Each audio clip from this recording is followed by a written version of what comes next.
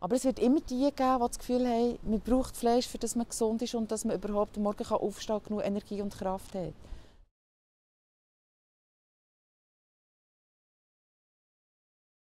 Mein Name ist Gabi Möll. Ich habe vor einem Jahr etwa habe ich ein Mail bekommen vom Schweizer Fernsehen mit dem Betreff «Jetzt werde ich gerade in die Vergangenheit zurückgeführt». Und nachher habe ich das aufgetan und nachher war es lustig geschrieben, sie wollten mich gerne mit meiner Vergangenheit konfrontieren, weil laut ihren Archivaufzeichnungen haben sie herausgefunden, dass sie die erste Veganerin sind von der Schweiz, die sie seinerzeit ein Porträt über mich gemacht haben. Das war eine Sendung, die Quer geheissen, ist am Freitag am Abend gekommen und ist 30 Jahre her. Und seinerzeit sind die auf mich aufmerksam geworden, weil bei einer Tierrechtsorganisation bin ich sehr aktiv war. Das ist zum Teil in der Tagesschau etwas gekommen, wenn wir vor dem Goniland protestiert haben. Und wir waren eine Tierrechtsorganisation mit Schwergewicht zum veganen Essen, zum veganen Leben, sei das Kleider, sei das Ernährung. Und das war relativ neu und das hat natürlich die ganze Presse sehr interessiert. Und nachher hat dann eine Frau mit mir Kontakt aufgenommen und hat gesagt, sie machen in dieser Sendung «Quer» immer ein Porträt über zwei Extreme. Das Extrem in meinem Fall war ein Metzger, den sie porträtiert haben, und eine Veganerin, die sie porträtiert haben. Ich war eine junge Frau, der Metzger war ein alter Mann, also auch dort extrem. Sehr ein spannendes Erlebnis. Event geht im Leben, wo dir zeigt, nein, bin ich mich bis jetzt ernährt, das ist falsch, ich will lieber vegan leben. Ja, es hat so ein ausschlaggebendes Erlebnis gegeben. Ich habe schon in der Kochschule gesagt, ich will kein Fleisch essen, aber das habe ich mehr so aus dem Bauchgefühl heraus gemacht. Die Kochschule ist in der 9. Klasse. Und nachher, dort war ich die Einzige, die kein Fleisch zubereiten musste. Das hat man dann zumal akzeptiert. Das Vegane ist dann ein bisschen später gekommen. Ich habe nachher an einer Weihnachten bin ich einkaufen mit meinen Eltern für die ganze Weihnachtszeit. Und nachher ist vor dem Mikro Gruppe gsi. Verein für Vegetarismus hat es geheissen. Ich bin mit dem nie konfrontiert worden. Und die haben dort Flyer verteilt. Und ich habe so einen Flyer genommen. Wir sind im Mikro einkaufen, sind wieder heim. Und dann habe ich den Flyer aus meiner Tasche genommen. 9. Klasse war das. Und habe das gelesen. Und dann habe ich dort gesehen, wie man Foie Gras zum Beispiel herstellt. Ich habe plötzlich realisiert, Froschschenkel, Batterieeier, und so Sachen, die zum Teil an der Weihnachten zelebriert werden, weil das eben etwas Spezielles sein soll. Und ich habe dort gebrüllt, weil ich ja nicht wusste, wie man die Gänse stopft, für dass man schlussendlich Foie Gras essen kann, obwohl ich das nie in meinem Leben hatte. Und auch schon dann war ich Vegetarierin. Und dort drauf war eine Kontaktadresse auf diesem Flyer. Und ich hatte nachher eine Brieffreundschaft mit dem einen Herr, der mir dem geschrieben und der hat mir wieder zurückgeschrieben und hat mich so ein bisschen informiert und hat mir Flyer geschickt. Und nachher ist parallel dazu ist die ganze Tierrechtszeit bei mir hat angefangen, dass man nicht so Pelz tragen. Die ganze Vivisektion war ein riesiges Thema. Ich habe mich dann dort in Interlaken, ich bin im Berner Oberland aufgewachsen, habe ich mich in einer Gruppe angeschlossen, wo wir immer Flyer verteilen wegen der Tierversuche. Viele Leute haben das gar nicht gewusst. Und mir hat das fast etwas gegeben. Und dann, man hatte noch kein Internet, ich habe dann einfach anders probiert zu recherchieren und habe dann gemerkt, dass das ein riesengroßes Gebiet ist, sei das Kosmetik, die getestet wird, Tierversuche, Farbimprägnierungsmittel, Sachen, die wir im Alltag brauchen, wo ich mir nie Gedanken darüber gemacht habe, dass das mit Tierversuchen verbunden ist. Und so bin ich nachher langsam immer wieder tiefer reingekommen, bin so in eine Gruppe reingekommen und nachher habe ich beim Verein für Tierrechte, ich habe nachher in Bern gewohnt, habe ich dann Gleichgesinnte gefunden, aber dort ist der Veganismus noch nicht so im Vordergrund gestanden. Dort haben wir einfach Aufklärungsarbeiten gemacht. Wir haben Initiativen geholfen, unterstützen, was immer noch mit Schwergewicht Tierversuch. Nachher, in dieser Gruppe vom Verein für Tierrechte waren wir 4 junge Frauen, die so ein bisschen weiter gehen und haben nachher eine Tierrechtsorganisation kennen, die den Ursprung in England hat. Animal Peace heissen die. Und haben in Deutschland Gleichgesinnte gefunden und sie zum Teil unterstützen bei Aktionen, bei Demonstrationen. Die sind dann auf Bern gekommen und nachher haben wir gefunden, wir machen das hier auch. Und so haben wir nachher von ihnen ganz viele Infos bekommen, was das alles beinhaltet. Schau mal deine Schuhe an, schau mal deine Jacken und Bullinen an. Und nachher haben wir hier den Verein Animal Peace gegründet und haben dann so mit spektakulären Aktionen wie in Berggraben runtergehen, wo wir darauf aufmerksam machen, dass wir die nicht so in Gefangenschaft halten. Bei Animal Peace ist es darum gegangen, dass wir den Tieren erst helfen können, wenn sie ein Recht haben. Also ein Tier kannst du erst schützen, wenn es ein Recht hat, weil sonst bringt es wie nichts, das Wasser in den See trägt. Und so ist auch die Presse auf uns aufmerksam geworden. Wir haben dann immer auch wieder Gleichgesinnte gefunden, die sich mit uns in Verbindung gesetzt, bei uns mitmachen wollten. Und so sind wir eigentlich dann stetig gewachsen. Aber immer mit dem Kern von diesen 4 Frauen, die so ein bisschen ausgewählt haben, was wir machen. Wir waren im Zirkus Knie, wo es darum ging, dass wir wollten, dass sie keine Wildtiere mehr in den Manegen haben. Und so ein kleines breites Spektrum, wo man immer wieder hat, auch eine Mehrheit der Bevölkerung ansprechen konnte. Und da war ganz klar, dass parallel dazu die vegane Ernährung, das war wie klar, da haben wir gar nicht gross darüber geredet. Die Auswahl war aber munzig klein. Wir hatten Freunde in Deutschland, eben so von dieser Gruppierung Animal Peace Deutschland. Das waren 2 junge Männer, die haben einen veganen Laden aufgetan, vor 30 Jahren. Und wir haben jeweils mit der Karre gefüllt, sind runtergefahren, haben nachher unsere Sachen, ich habe so Listen gemacht von all meinen Kolleginnen und Kollegen, die vegan haben gelebt. Wir waren eine Handvoll Leute. Und nachher haben die, wenn wir so 2-mal im Jahr dorthin sind, haben die riesige Bestellungen gehabt. Und dann sind wir dorthin, haben die Karre gefüllt mit diesem Material, sind zurückgefahren, dann sind sie bei mir die Papiersäcke holen mit voll veganem Material. Und dann haben wir so 2-mal im Jahr haben wir dann einfach das Paradies gehabt, weil hier hat es natürlich nichts Schlaues gegeben. Also was ist so ein typisches Essen zum Beispiel von dir, das du früher noch gekocht hast? Wenn ich Besuch hatte, habe ich vielmals so Herdöpfel mit Gemüsegratin gemacht. Und nachher, als dann eben der Rahm dazu kam und dann mit gerösteten Zwiebeln drauf, das haben immer alle gerne gehabt, dazu Salat. Ich habe viel Indisch gekocht, das ist auch relativ einfach. Und ich bin, obwohl ich nicht so ein grosses Budget hatte, bin ich immer ins Reformhaus. Und die haben mich auch mit der Zeit gekannt. Ich habe so in einem Aussenbereich von Bern gewohnt und da hatte es ein Reformhaus gehabt. Und die haben dann mit der Zeit mich gekannt und haben gewusst, wie ich mich ernähre. Und habt ihr gesehen, es gibt jetzt das und das neu. Und das war auch noch schön, dass ich so mitdenke. Hat sich dein Kollegenkreis irgendwie verändert? Ist der total beeinflusst worden durch deinen Aktivismus und auch durch deine Lebensumstellung? Mein Freundeskreis ist vor allem nachher hat aus solchen Leuten bestanden, die aktiv in der Tierrechtsszene waren, weil wir halt viel in unserer Freizeit haben. Wir haben Sachen gebastelt, wir haben Stände gebaut, wir haben wirklich auch sehr spektakuläre Aktionen gemacht, die man vorbereiten musste. Wir haben bauen für das. Wir haben zum Beispiel so wie eine Bühne gemacht, wo wir drauf gehockt, in Kunstpelzmäntel und haben so einen Sack über dem Kopf gehabt, und es ist in 3 Sprachen Schande gestanden. Und das hat ausgesehen wie ein Stück von einer Kulisse von einem Stadttheater. Und das hat sehr viel Arbeit in Anspruch genommen. Und das haben wir gemeinsam das bauen und gemacht. Das haben wir nicht extern gegeben. Und durch das ist unsere Freizeit eigentlich, sind wir sehr eng miteinander gewesen. Meine Eltern, die haben das zur Kenntnis genommen. Sie essen immer noch Fleisch. Mein Bruder ist heute auch Vegetarier, also der hat sich anstecken. Und sonst, wenn ich eingeladen war, habe ich halt oftmals mitgeholfen und gesagt, schau, entweder komme ich später oder mach doch Spaghetti mit Tomatensauce. Das ist relativ einfach und das war eigentlich nie ein Problem. Kannst du mit jemandem jetzt gut so befreundet sein, der deine Werte überhaupt nicht teilt? Meine Devise ist heute «Leben und leben lassen». Ich tue es einfach vorleben. Und ich habe gemerkt, dass viele Leute fragen mich ja immer wieder Sachen.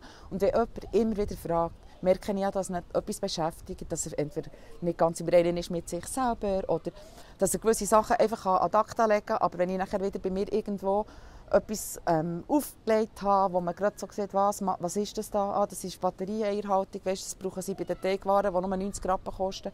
Ich probiere es einmal auf diese Art und nicht, dass ich die Leute überzeugen will. Das habe ich eigentlich nie gemacht, weil ich finde, jeder muss seinen Weg selber gehen. Es gibt auch Sachen, die ich vielleicht nicht in Ordnung mache, aus dem Blickwinkel von einer anderen Person. Und dann bin ich froh, wenn man mich aufklärt, aber ich will nachher selber entscheiden, ist das richtig oder nicht. Es ist wirklich meine Devise, ist «Leben und leben lassen». Und ich habe manchmal erfahren, wo Leute, ich habe so einen Bioladen geführt und habe dort so einen Button abgedreht, wo drauf ist gestanden, «Ich esse nichts, was Augen hat».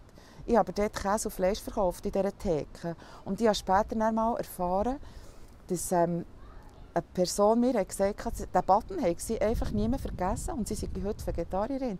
Und das habe ich Jahre später erfahren. Und dort weiss ich gar nicht, was es für einen Dominoeffekt hat gegeben, dass ich das heute einfach nicht weiss, dass man durch so ein stilles Signal etwas auslösen konnte. Und noch einmal, einfach, wenn Leute immer wieder fragen, merke ich, dass sie etwas beschäftigt. Weil sonst würden sie es ja einfach hin und nachher ad acta legen. Zum Beispiel, hast du gemerkt, dass dein Körper sich verändert? Hast du dich besser gefühlt, eher schlechter gefühlt? Ich finde es eine lustige Frage, weil Da haben sich wildfremde Personen Sorgen gemacht um meinen Vitamin B12-Spiegel. Und ich manchmal sagen, du weißt, das geht dich überhaupt nicht an. Aber das ist ja wieder so etwas, sie interessiert sie brauchen ja das selbst nicht, weil sie essen Mengen von Fleisch. Und dann habe ich habe dann das Vitamin B12, das ist ja so das Hauptthema, das habe ich nachher mit Meeresalgen, es gibt so trocknete Algen, die ich im Reformhaus gefunden habe, so Platten. Und dann habe ich die vermörsert und habe dann einfach in eine Suppe oder in eine Salatsauce habe ich einfach so ein bisschen drin. Aber es tut halt so ein bisschen leicht fischeln und das ist nicht unbedingt mein Ding. Ja, manchmal habe ich so Schüsslersalz genommen, wenn ich gemerkt habe, meine Fingernägel sind so ein bisschen spröd oder die Haare sind so matt. Aber sonst, ich habe nie irgendwie das Gefühl, ich habe einen Mangel.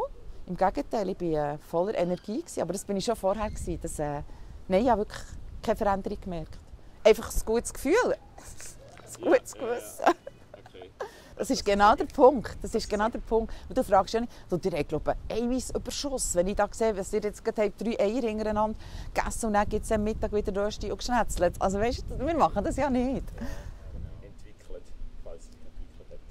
Im Bereich auf der Ernährung ist es spezifischer geworden. Da gibt es Leute, die sich auf das Kochen konzentriert, haben Kochbücher herausgegeben, sodass wir auch wieder profitieren davon. Dann hat es Gruppierungen gegeben, die sich nur noch Rohkost mässig ernähren, haben dort etwas abdecken. Nachher gibt es Gruppierungen im Bereich von Tierrecht. Also wir haben heute in Zürich eine Organisation, die die Anwälte der Tiere ist. Das hat es in der Zeit nicht gegeben. Das ist schon so eine Absplittung, wo bei uns haben die dann zumal mitgemacht, haben sich dann auf das konzentriert. Dann gibt es einen Tierschutzverein, den es immer hat gegeben. Dann gibt es Greenpeace oder WWF, grosse Organisationen, die sich in speziellen Bereichen manifestiert haben. Und so sehe ich eine Vielseitigkeit, die ein bisschen konzentrierter ist, noch so in die Details hinein. Wir haben so ein bisschen alles probiert abzudecken und jetzt gibt es solche, die wollen, dass man Zirkus ohne Tiere hat und sie sich nur für das einsetzen. 4 Pfoten, die Bären probiert irgendwo aus einem Zirkus zu nehmen und wieder auszuwildern. Wir haben in Arosa einen Bärenpark heute. Das waren Anliegen, die wir auch hatten. Wir sind auf Ostdeutschland Bärenpark anschauen, aber wir sind wie zu klein gewesen. Wir waren nicht nur 4 Frauen, wir waren einfach der Kern, die 4 Frauen gewesen. Und wir konnten dann gewisse Aktionen auch einfach im kleinen Rahmen durchführen. Da waren wir sehr flexibel gewesen. Aber wir hatten natürlich auch grosse Aktionen, wo dann alle kamen. Das ist, möchte ich noch so betonen, es waren nicht nur wir 4 gewesen. Uns 4 hat es einfach gebraucht, so die Drahtzieherinnen, und nachher haben wir die Hilfe gebraucht von ganz vielen anderen auch noch. Hat sich dein Bild betreffend Veganismus irgendwie verändert seit den 90ern? Ja, es ist extrem viel vielseitiger geworden, viel grösser. Es ist auch stark mit der ganzen Klimabewegung, das hängt ja eng miteinander zusammen, habe ich auch gemerkt, es ist ein viel grösseres Wissen da. Die Auswahl der Lebensmittel ist viel grösser geworden und das macht einem natürlich an, dass man nicht immer so Umwege muss gehen, für dass man am Schluss irgendwie etwas auf dem Teller hat. Man kann heute in einen grossen Supermarkt gehen und kann sich dort bedienen. Das finde ich super. Dann haben wir soziale Medien, die wir seinerzeit nicht hatten, wo man sich austauschen kann, man kann recherchieren. Es ist so viel einfacher geworden. Wir mussten in die Bibliothek, dann hat es gar kein Buch über Tierrecht, weil es das gar nicht gegeben hat. Und so haben wir einfach einen viel komplizierteren Weg gehabt. Und heute kannst du auf das Internet und dann gehst du die Stichworte ein und dann hast du 100 Antworten. Und das macht es doch so viel einfacher für uns. Das ist eben darum meine Frage, was ist für dich die grösste Herausforderung für die vegane Bewegung ab 2021? Food Waste ist ein riesiges Thema und wenn wir das irgendwie noch verschmelzen miteinander, das wäre natürlich wunderbar, dass immer wieder neue Produkte entstehen. Wie zum Beispiel habe ich gelesen, dass sie jetzt aus Orangenschalen Schuhe machen. Sie sind jetzt an der Portemonnaie dran.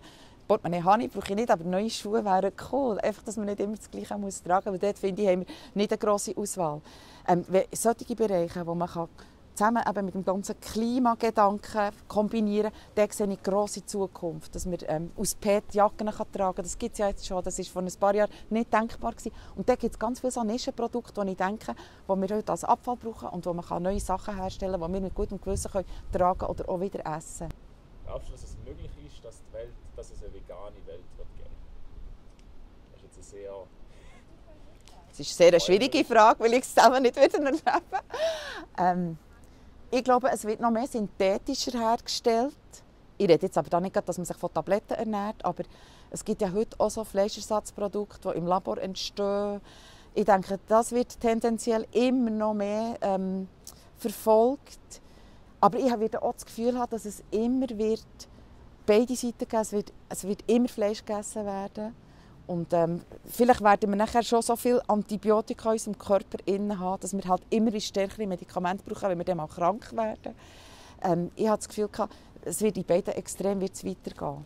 Ich denke nicht, früher hatte ich so das Gefühl, vielleicht stehen wir irgendwann auf und nachher kommt ein Flüger mit dem Tablettchen, das wir jetzt oder ist vielleicht tun wir schon intravenös das ein, weil wir ja schon mit einer Flasche rumlaufen, oder es ist schon eingepflanzt, wo wir nur noch drücken müssen, es kommt irgendetwas, ist das schon auch möglich, wie auch immer.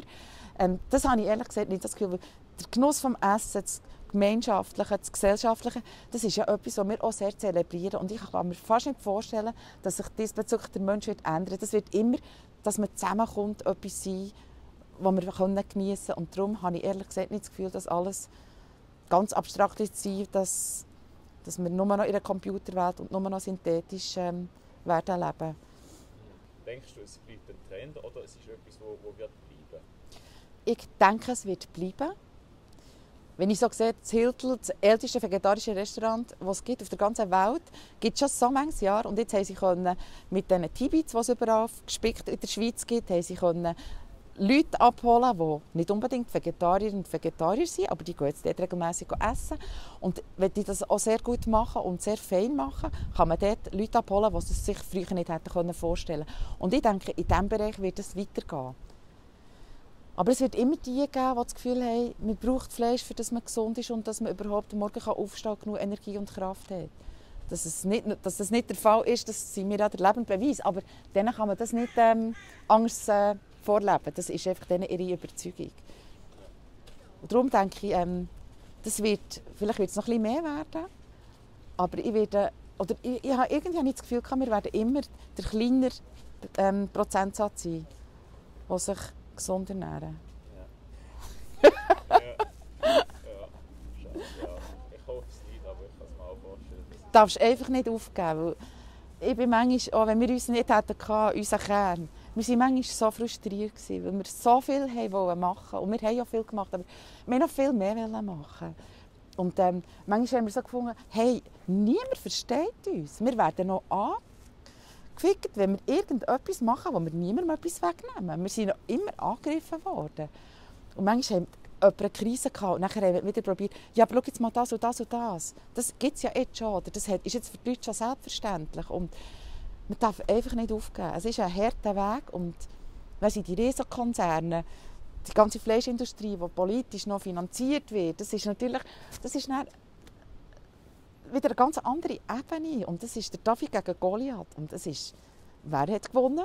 Also, weißt, das ist manchmal, habe ich so ein bisschen vor Augen, das ist einfach möglich. Und das Wichtigste, denke ich mir eigentlich, man muss sich mit sich selber im Reinen sein. Und nachher kann man gewisse Sachen besser abprallen und kann auch eine Vorbildfunktion für jemand anderes sein. Ja.